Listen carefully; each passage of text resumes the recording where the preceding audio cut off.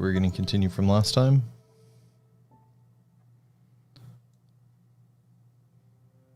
Chapter 2, Logging. The next morning was full of sunshine and birdsong. I could smell the heart of the heat of the afternoon building, those long, honey-like hours in late June when the earth isn't tired of its own warmth yet, but it was crisp and pleasant now. I sat on my bed for a moment, letting my feet dangle from it. I felt angry. The weight of the previous day had coiled up somewhere in my chest, and it felt like a tiny merry-go-round gaining speed. And then I remembered the dream, the clearing, the animals in the night sky. How was I supposed to react to it? Took a shower, ate something without really paying attention, and went out. Anya joined me.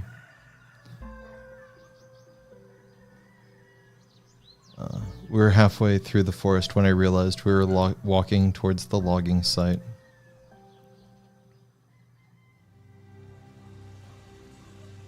I was so focused on my anger and turmoil in my head that I didn't really care where I was going. When I snapped out of it, the sun was shining, the village was far behind me, and I wasn't sure how I'd gotten there. Anya looked around. So, what's the plan? To stop the logging, obviously. We have to stop this logging. I looked around. On my right was the ancient forest. On my left was the freshly torn clearing. Ahead of me, ruining the view, were huge logging machines and a group of people arguing in their shadow. A perfect picture of a battlefield seconds before the first shots are fired. I looked at everyone. There were people there too. The loggers were sitting idly on their tree trunks, sharing cigarettes.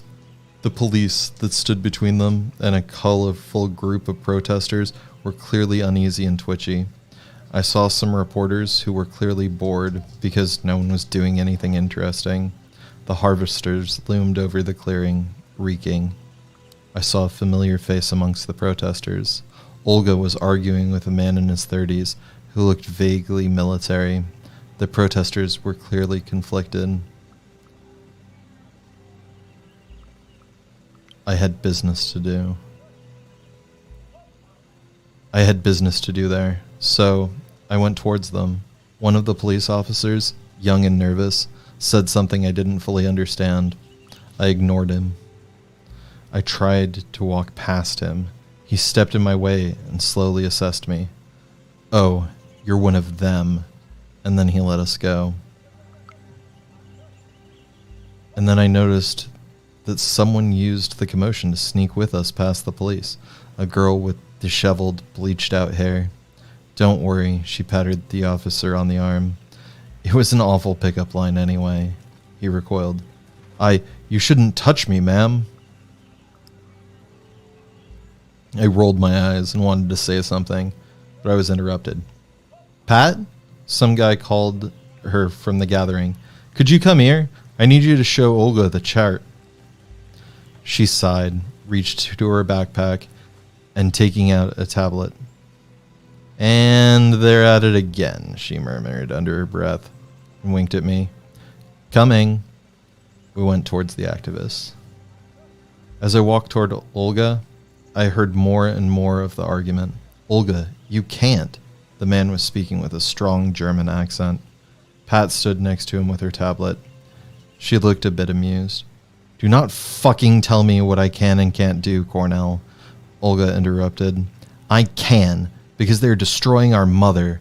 I can fight with all the means at my disposal, even if that means burning those harvesters to the ground. A slender, green-eyed man was standing near her.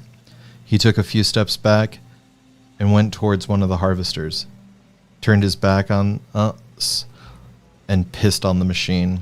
Olga smirked. Aw, Daniel, you know how to bring the point home. He looked at her confused. Burn the harvesters? Cornell asked. Is this the drought? Olga, are you out of your mind? You know what I mean. We can fight them any way we can, because this is a fucking war, she spat. He sighed. You have never seen real war, and it shows. Nobody is shooting at us, and believe me, we want it to stay that way. We need a peaceful protest. I approached Olga. Hi, we need to talk, I said, approaching Olga. Listen, I'm in the middle of something here. We can talk later. In the middle of something? Well, it looked like I had to bring this something to an end. I looked at them. I looked at them both. Olga with her fury and passion, Cornell with his cold, professional demeanor, and shared, without any reservations, what I felt about the situation. It wasn't a war. Yet. It's not a war. Not yet. My voice rang clear in the silence. But they won't stop unless we make them. Kim shook her head and moved forward. I observed them curiously. Olga, darling, you know I love you, but Cornell really knows what he's doing. Please trust me on that one. They looked at her apologetically. Fuck off, Kim. You didn't even trust me enough to come here on your own when I asked you to. Lisa decided to say something. Lisa looked them straight in the eye. Kim, you want to teach me about violence? She looked them straight in the eye. About fighting oppression? Just because your boss went to what? One mission in Afghanistan? Her Polish was peculiar, kind of mellow. Cornell winced. Lisa, leave Kim alone. He didn't know what to say, and it seemed that the whole discussion would be derailed. I didn't let that happen. Hey guys, the forest? The logging? The protest? Olga unclenched her fists. Cornell looked back at her and chuckled softly. You almost punched me. The conversation was over, at least for the time being. Cornell, together with his cronies, walked towards the reporters while Olga went back to the group of people standing in the shadow of an old oak tree.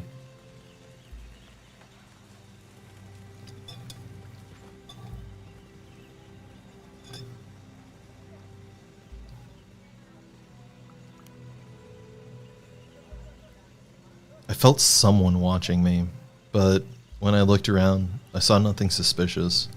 Then I looked up, and I sensed the source of the presence. The whole forest was watching me. I couldn't explain how I understood it, but I knew it was the truth. The Pusheshka focused its attention on me, waiting, expecting something. The trees looked ancient and eternal, yet they turned out to be so fragile when confronted with high-tech logging equipment and greed. I came here to stop the logging, and after seeing what I'd seen, my resolve only strengthened. Yes, just like Olga said, Anya nodded. Excited. What they're doing is unforgivable. We have to fight.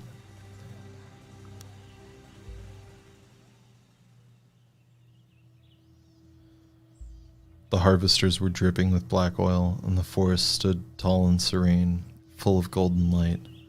It looked like it could protect itself, and I looked at the felled trees, dead, limp, lifeless.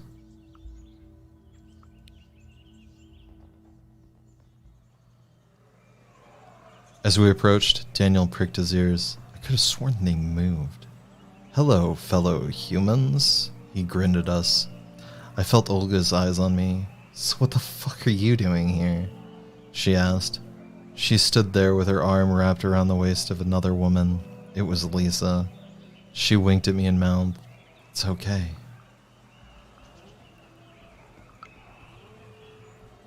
I couldn't care less about her opinion. I knew why I was there. I'm someone who wants to burn those fuckers. I pointed towards the lurking shapes of the harvesters. Lisa nudged her. See, honey? I told you. It's obvious. Olga rolled her eyes. I had more time to look at her now. She was wearing combat trousers, sandals.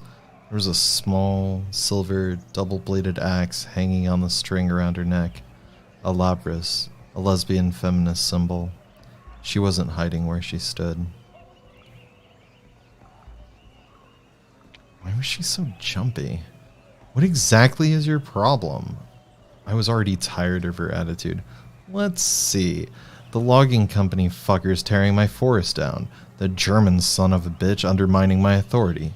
The pig's just waiting for an excuse. My problems are aplenty. She looked at me as she paused. Wouldn't you agree? What's going on here? I asked. Lisa said you could help me. Isn't it obvious? Your grandfather ran away and left his debt to the Pazhushka unpaid. He was supposed to guard her. Since you're here, you can make it right. She seemed to believe it. I looked at her, skeptical, but you seemed to believe it. The question is, she looked at me as she paused, will you do it? Before I could answer, there was a commotion, a change of mood. Olga stiffened and looked over my head. The police were coming. Our way. Officers, Olga said, hissing the words through her teeth. Ma'am, said an officer, whose round face was adorned by a mustache that looked like a shoe brush. Disperse. I got ready to fight. Disperse, repeated the officer. Or what? I stepped forward and looked at him in the eyes. I looked at the cop, disgusted. I could see their faces covered in sweat under their helmets. I could smell the stench of sweat from their bodies lingering on my nose and throat like a putrid, acidic mist. The cop reached for a megaphone.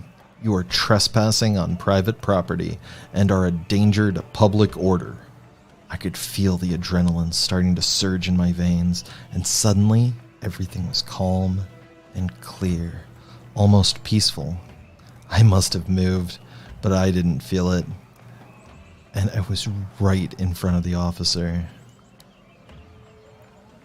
I lifted my arms and pushed against his chest, hard, and then all hell broke loose.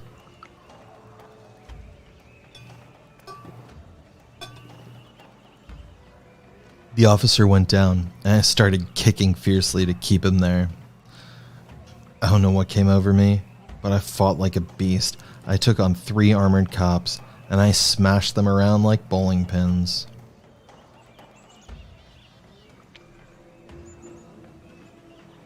I kept enough of a cool head to notice more officers coming, and I retreated. I heard harsh, menacing voices. I heard screams. I heard people running towards one another, the police crashing into protesters. Some of them fought back, some turned and ran, and some sat down on the ground, only to be dragged away. I saw the reporters. The journalists came running, finally finding something worth moving their asses for, but some of the officers quickly stood in their way. There's a quick exchange of profanities, and then the cameras were lowered. There would be no evidence of police brutality in the media, at least not today. Don't do anything rash, said Olga, dragging me away. You've done enough for today. I hoped it was praise. Not a rebuttal, but I didn't dare to ask.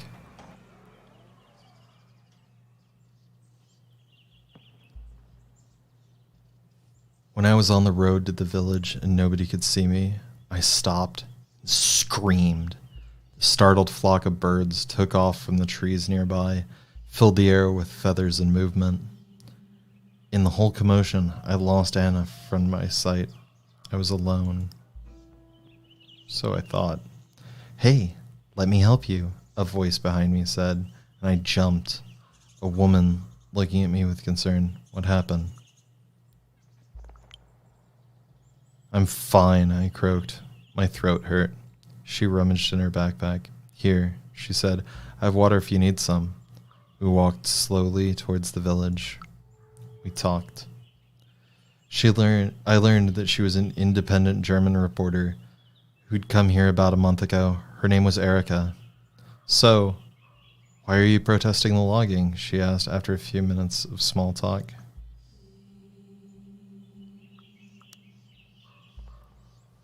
I came here for personal reasons. And I've dropped right in the middle of some eco-guerrilla campaign, I shrugged. And for many reasons, my interests are aligned with the protesters. I looked at her. Why are you asking? You know why they're cutting down the trees? Because you do know that the logging is done by a government company, the state forests. I didn't know that, I admitted. In fact, I knew very little. I know very little about the situation, I realized, just what others have told me. It all started with spruce bark beetles. Erica looked into her notes and started explaining the whole situation. That year, the beetles' infestation was of catastrophic proportions, and the foresters decided that the only way to stop it and save the rest of the forest was to cut down as many infested trees as fast as possible.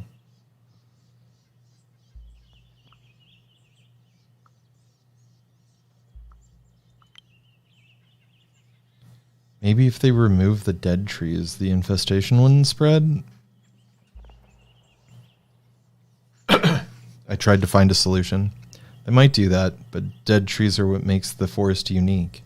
There are 20 times more species living on a dead spruce tree than on an alive one. Is cutting down trees the only way to stop the infestation? I asked, confused. Foresters state that this is the only way. Some biologists argue that they're cutting the wrong trees and doing it too late to change anything. But is the logging legal? I wanted to know. Opinions differ, but such massive logging in a UNESCO-listed area might be illegal, Erica answered. Couldn't they just have left the Pashushka alone and let nature take its course? I asked. That's one of the options, Erica admitted.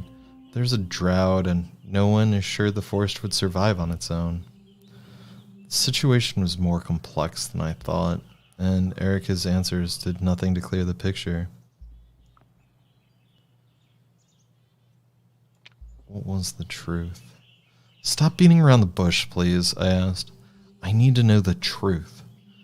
I'm just trying to do my job, Erica shrugged.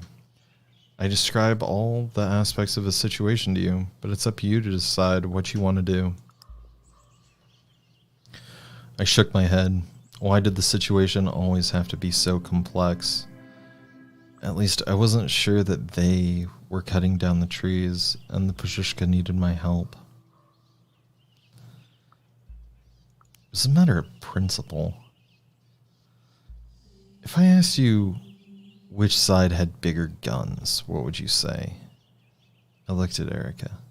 The government, she answered, and that's why I stand with the protesters. She looked skeptical. You're not the only one feeling helpless, she sighed. I'm just helping you make an informed choice.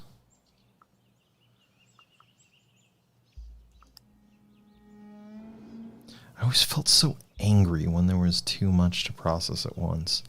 And everything that happened at the logging site, the heat, the stench of the harvesters, the tension between Olga and Cornell, that you could cut with a knife, it almost sent me into some sort of frenzy. What's the matter, she asked. I'm so fucking angry at what I saw.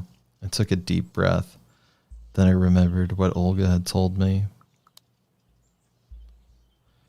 And they said that I have some family debts to pay. I shook my head. It's a lot to take in, and there was that foul smell back there. She looked at me with a weird expression. What smell? She asked. Of all the things I told you, you ask about a smell? I'm trying to understand what's going on here. I think I know what's going on, she answered slowly. But I don't think that I should be the one explaining it to you. I looked at her and raised my eyebrow questioningly.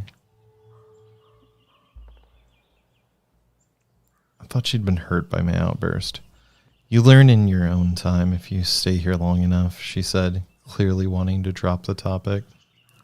What does she mean? What do you mean? I asked, getting irritated. I just told you you'll learn in time, or not at all, which would frankly be better. Anyway, gotta run. As I watched her leave, I thought that whatever was my family legacy had surely manifested itself that day. Guess I'd made some progress. I jumped right into the middle of a very tense situation, and at the very least upset the status quo. I just hope I hadn't made things worse.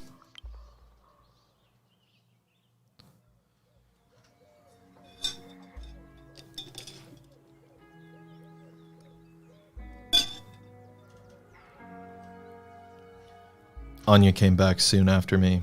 I lost sight of you, she said apologetically. I'm glad you made it back in one piece. So, how was your day? Anya asked. I got a few bruises, I said, and thought an explanation was due. I fought with the police. You did? What? Why? You know how it is. Sometimes things just happen. I smiled unsurely. Do you know that the government supported the logging even though it was illegal? I shared in my dismay. Anya just nodded solemnly. Yeah, I read about it. Why didn't you tell me? Well, you have a lot going on. She shrugged. That was all I wanted to share. Just another day in Bia. We sat for a while. You know, there's more to see here than Bieloska, Anya said from over her travel guide. Polgazere, Budi, Terminsky, Cherlonka. There's something interesting in every village. An open-air museum, some kind of folk university, the bison. Maybe you'd like to see something more than logging. Frankly, sightseeing is not why I came here, I said. Right now, the most important thing we should care about is the logging. And how's the search for your roots going? Anya couldn't stay silent for long.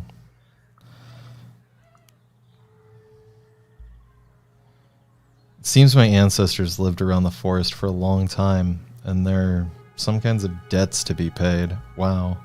Anya looked impressed. Honestly, I'm not sure what to think. But if you need something, let me know. I was tired. I just sat there looking through the window. The day had been full on and I was exhausted. It's quiet now, yet I know deep down inside that something isn't right. Run. I'm running through the forest to the logging site. It's getting dark. The light seeps away as though there are millions of tiny punch holes in the sky through which it can escape, and then the darkness starts to pour in. It's thick, oily, snake-like. It wraps around my ankles, caresses my wrists, and then takes my hand and leads me to the site. It's full of maimed bodies. They're all trees, fallen trees, still alive, still struggling for air. I can smell them. The stench is dark, rancid, putrid. There are monsters at the edge of the forest. They have long, skeletal arms.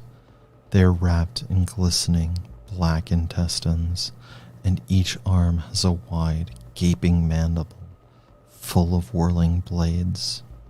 They snap at me blindly.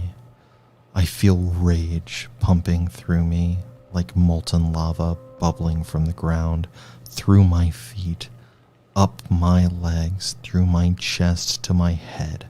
I suddenly explode. I charge. With a howl of joy and anticipation, I run towards the shapes and start to destroy. I bite off heads, I tear off arms. I am a force of nature, unstoppable.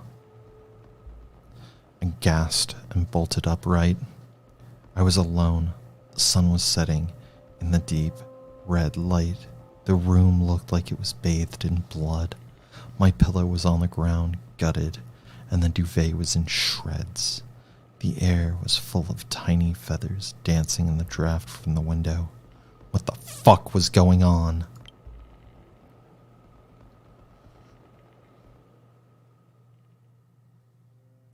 All right.